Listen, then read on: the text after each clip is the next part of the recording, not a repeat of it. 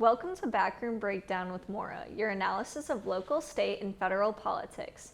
This is the first episode of the year in DITV's weekly politics segment, where I'll discuss important political events impacting Iowa City. I'm your host, Maura DeSico. President Biden fulfilled one of his promises made during his presidential campaign, loan forgiveness. This promise intends to protect borrowers from increasing college prices. In the past 20 years, federal aid for students has not continued to increase along with the rising price of higher education. This disparity has caused many to fall into crushing debt. I asked students what they thought of the program. Surprisingly, most said that they weren't informed enough to have an opinion. I have no clue about anything about the loan forgiveness program. Honestly, I don't know enough about it to give an educated comment on it. And I also have zero clue really about the loan forgiveness program. Okay. Biden's promise would alter the disparity of higher education and federal aid with the commitment of up to $10,000 canceled for non-Pell Grant recipients. However, their income must also be less than $125,000 or $250,000 for married couples. If they receive the Pell Grant, then they may have up to $20,000 of debt canceled. The pause on student loan payments will also be extended for the final time to December 31st, 2022. Monthly payments for undergrad students received a cut as well to protect lower income borrowers from putting 5% of their income towards loans. This would make the average payment less than $1,000. Finally, the president also plans to push forgiveness to those who have served in federal, state, local, or tribal government, the military, or a nonprofit by fixing the quote-unquote broken service loan forgiveness program. Adding these requirements to the cancellation brings the focus of the forgiveness to working families while also aiming to lower the cost of college as a whole.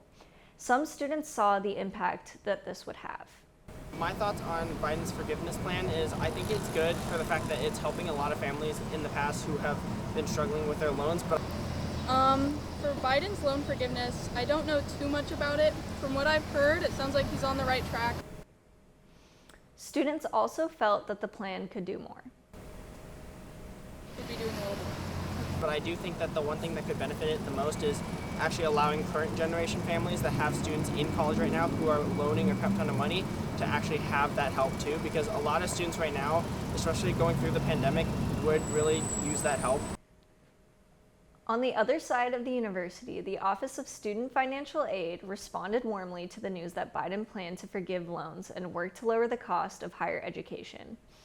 Any questions in terms of loans can be directed towards the office, but expect a wait period for a response. The office also acknowledged a number of scams that aim to, quote-unquote, forgive your loans by having the victim pay a sum of money. Advising Financial Literacy Outreach Associate Director of the Office of Student Financial Aid, Kelsey Ryder, advised, quote, only trust things from the Department of Ed or your loan servicer, end quote.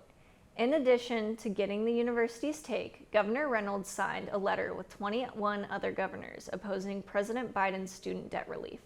The group argued that it was unfair to tax those who did not have student debt, saying, quote, college may not be the decision for every American, but for the students who took out loans, it was their decision.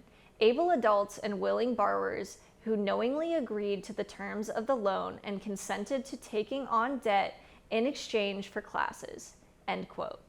They finished out the letter with a quote from Speaker of the House, Nancy Pelosi, reminding President Biden that he does not have the power to forgive loans. Congress does.